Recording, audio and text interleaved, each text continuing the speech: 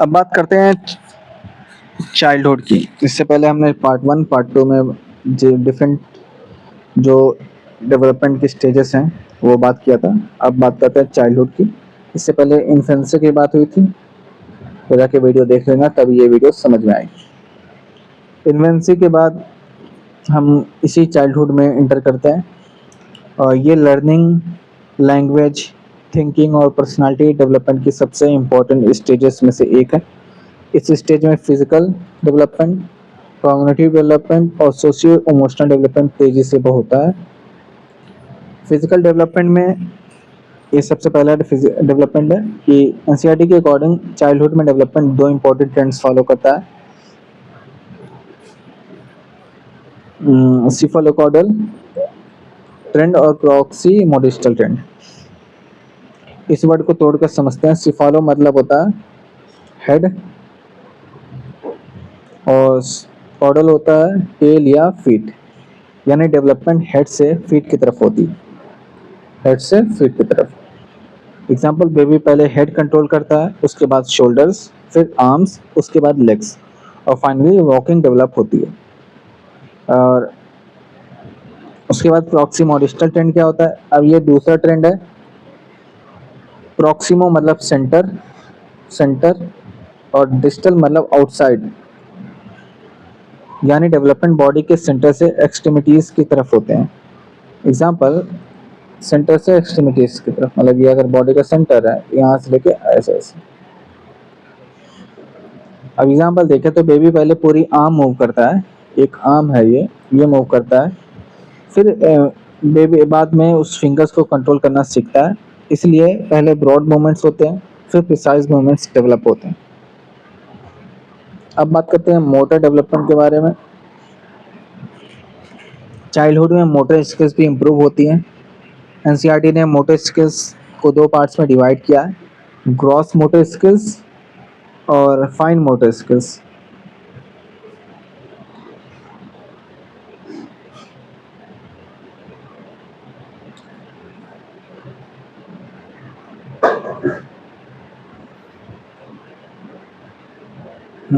क्या क्या है मोटर डेवलपमेंट में?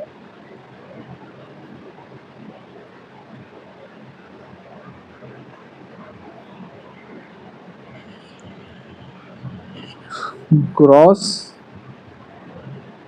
एंड हमारा है fine motor skills. Gross motor skills का यूज लार्ज मसल्स का यूज होता है इसमें, जैसे कि रनिंग, जंपिंग,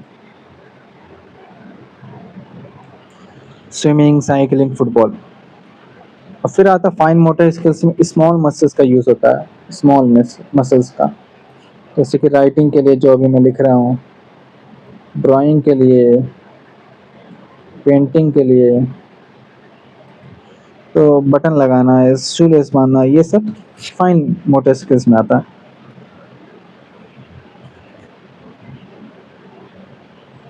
अब बात करते हैं कॉग्निटिव डेवलपमेंट के बारे में।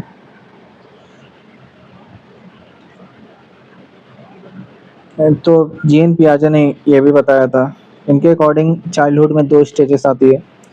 प्री ऑपरेशनल स्टेज जो 2 से 7 साल तक का रहता है, कॉन्क्रीट ऑपरेशनल स्टेज जो 7 से 11 साल तक का रहता है। इस स्टेज में, प्री ऑपरेशनल स्टेज में, इसको डिलीट कर देते हैं पहले। प्री ऑपरेशनल स्टेज में क्या होता है? इस स्टेज में चाइल्ड सिंबल्स और लैंग्वेज यूज करना शुरू कर देते हैं, सिंबॉलिक थिंकिंग शुरू हो जाती है। लेकिन जो लॉजिकल थिंकिंग होती है वो अभी डेवलप नहीं होती है। इस स्टेज की 4 इंपॉर्टेंट कैरेक्टरिस्टिक्स हैं। Symbolic thought, symbolic thinking, child objects को सिंबल्स के थ्रू रिप्रेजेंट करता है, जैसे कि स्टिक को शॉर्ट बना लेना, प्रिटेंड प्ले करना, बॉक्स को कार समझना, ऐसा चीज़ होती है जो सिंबॉलिक होती है। फिर ईगोसेंट्रिसिज्म क्या होता है? इसका मतलब चाइल्ड दूसरे पर्सन का जो पॉइंट ऑफ व्यू है समझ नहीं पाता है। इसका मतलब उसको लगता है जो मैं देख रहा हूँ सब वही देख रहे होंगे। फॉर एग्जाम्पल, अगर जो बच्चा है टीवी देख रहा है तो उसे लगता है कि मम्मी भी वही देख रही होगी। एनिमिज्म क्या होता है? एनिमिज्म मतलब चाइल्ड नॉन लिविंग ऑब्जेक्ट्स को लिविंग समझता है, जैसे कि मेरी डॉल रो रही है, चेयर मुझे मार रही है, ये एनिमिज्म है, ये सब चीजें हैं। फिर सेंट्रेशन क्या होता है?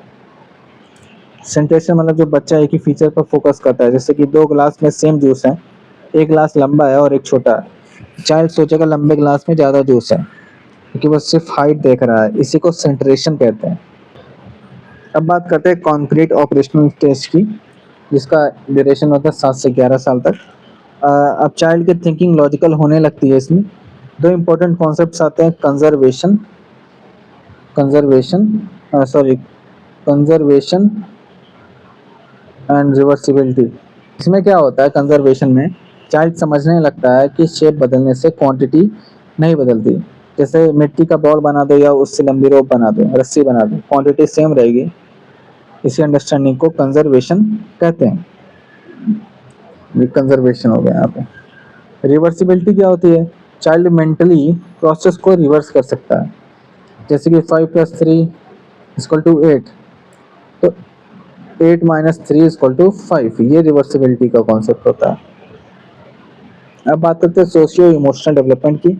अब चाइल्डहुड के इमोशनल डेवलपमेंट की बात करेंगे हम। इस स्टेज में चाइल्ड सिर्फ सेल्फ कॉन्सेप्ट की बात करता है, जेंडर आइडेंटिटी पे आता है और जेंडर और मोरल डेवलपमेंट सीखता है। Moral development. अब बात करते हैं ये जेंडर में, सेक्स वर्सेस जेंडर। सेक्स क्या होता है? ये बायोलॉजिकल टर्म होता है। मेल या female, chromosomes, hormones, body structure, ये सब सेक्स का पार्ट है। जेंडर क्या होता है? जेंडर एक सोशल और कल्चरल कॉन्सेप्ट है। सोसाइटी डिसाइड करती है कि लड़के और लड़कियों से क्या एक्सपेक्टेशंस होंगी। जेंडर रोल्स क्या होते हैं? जेंडर रोल्स सोसाइटी के एक्सपेक्टेड बिहेवियर, जैसे कि लड़के स्ट्रांग होते हैं, लड़कियां इमोशनल होती हैं, ये सब जेंडर रोल्स हैं। जेंडर स्टीरियोटाइप्स क्या होता है? जब हम बिना सोचे किसी जेंडर के बारे में फिक्स्ड बिलीफ बना लेते हैं, जिससे इससे पहले हमने बोला लड़के स्ट्रांग होते हैं, लड़कियां इमोशनल होती हैं, ये जेंडर स्टीरियोटाइप्स भी हैं। और एक और एग्जांपल कि ऐसा कहा जाता है कि गर्ल्स मैथमेटिक्स में वीक होती हैं, बॉयज रोते नहीं है, ये सब स्टीरियोटाइप्स हैं। और जेंडर टाइपिंग क्या होता है? यहाँ पे जेंडर रोल्स और स्टीरियोटाइप्स भूल गया हूँ यहाँ पे लिखना। जेंडर टाइपिंग क्या होगा? जब चाइल्ड सोसाइटी के अकॉर्डिंग अपने जेंडर से रिलेटेड बिहेवियर सीखने लगता है, इसी प्रोसेस को हम जेंडर टाइपिंग कहते हैं। अब बात करते हैं मोरल डेवलपमेंट की। कोलबर्ग के according initially children rules follow करते हैं पनिशमेंट से बचने के लिए।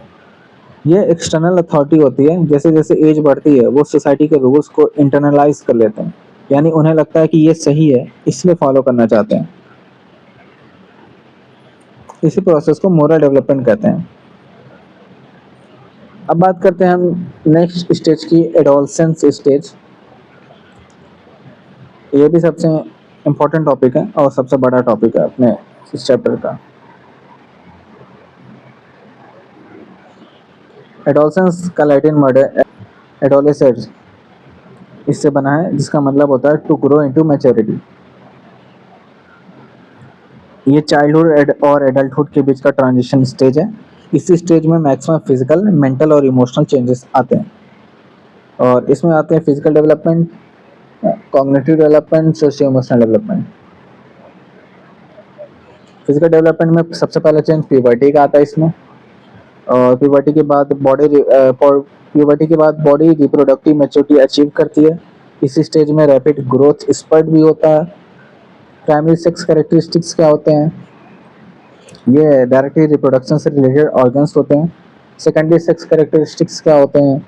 ये रिप्रोडक्शन में डायरेक्टली पार्टिसिपेट नहीं करते हैं, लेकिन प्यूबर्टी के बाद डेवलप होते हैं। जैसे example facial hairs, voice change, breast development, body hair, ये सब सेकेंडरी सेक्स कैरेक्टरिस्टिक्स हैं। मीनार क्या होता है? अब मीनार क्या होता है? मीनार मतलब गर्ल्स में जो फर्स्ट मेंस्ट्रुएशन होता है उसको मीनार कहते हैं, ठीक है। अब कॉग्निटिव डेवलपमेंट क्या होता है? कॉग्निटिव डेवलपमेंट अब जो चाइल्ड है एडोलसेंस में एंटर करता है। अब इसमें भी पियाजे ने बताया फॉर्मल ऑपरेशनल स्टेज के बारे में। एज इसकी होगी 11 से 15 साल तक। 11 से 15 साल तक का।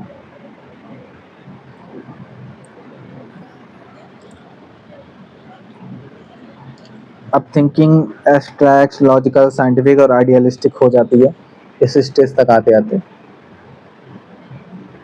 और हाइपोथेटिकल डिडक्टिव रीजनिंग एक कीवर्ड है जिसका मतलब होता है प्रॉब्लम सॉल्व करने से पहले डिफरेंट पॉसिबिलिटीज सोचना, हाइपोथेसिस बनाना और लॉजिकली बेस्ट कंक्लूजन तक पहुंचना।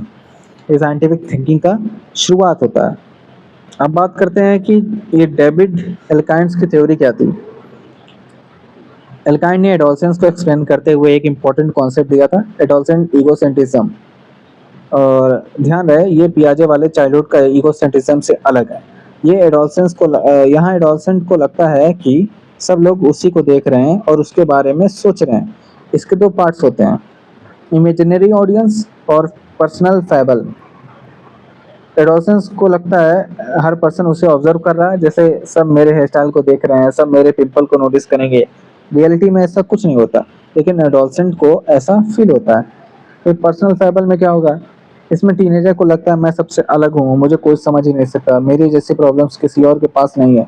इसी फीलिंग को पर्सनल फैबल कहते हैं। अब बात करते हैं एरिक्सन के अकॉर्डिंग, जो एडोलसेंस का सबसे इंपॉर्टेंट डेवलपमेंट टास्क है आइडेंटिटी फॉर्मेशन के बारे में।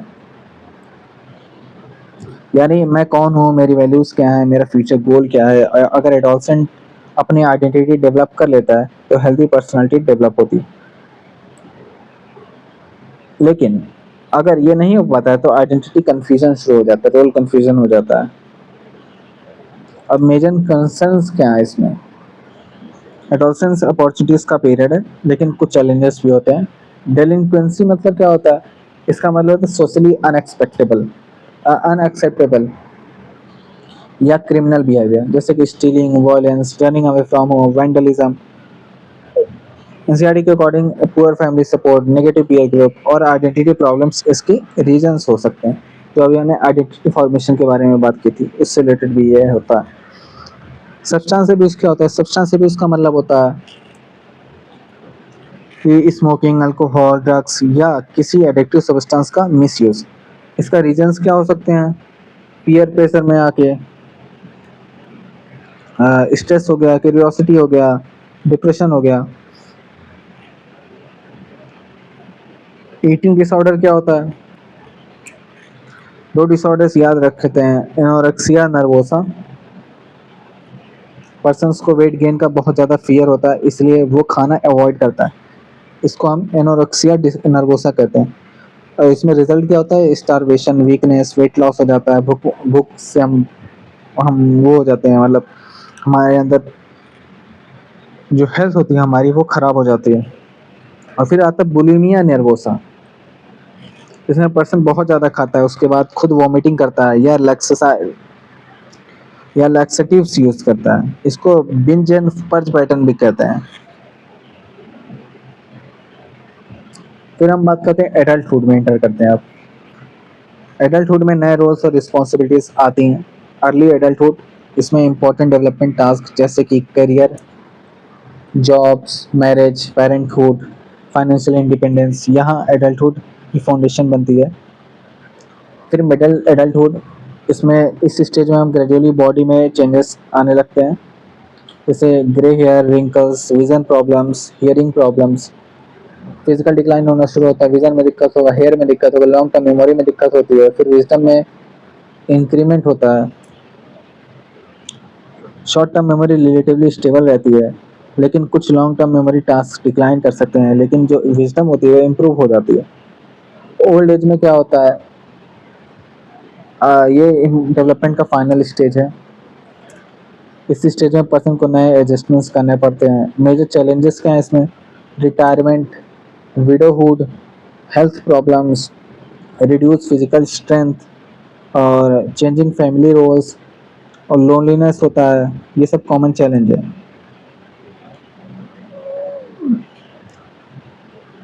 अब सक्सेसफुल एजिंग क्या होता है, एनसीईआरटी में दिया गया कि गुड हेल्थ रहे, फाइनेंशियल सिक्योरिटी रहे, फैमिली सपोर्ट रहे और पॉजिटिव एटीट्यूड रहे, तो ये सक्सेसफुल एजिंग का पार्ट होता है। यानी ओल्ड एज सक्सेसफुल हो सकता है इससे। अगर इस पर्सन जो है वो सोशली एक्टिव और मेंटली पॉजिटिव इस तरीके से है। अब यहीं पे हमारा चैप्टर एंड होता है। ये वीडियो काफ़ी लेंदी हो गया था, काफ़ी बड़ा वीडियो था, ये काफ़ी बड़ा चैप्टर भी है ये। नेक्स्ट में हम चैप्टर नंबर 4 देखेंगे। तब तक के लिए सब्सक्राइब एंड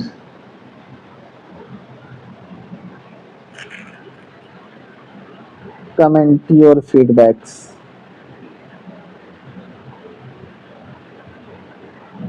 क्या मस्त राइटिंग बन रही है भाई।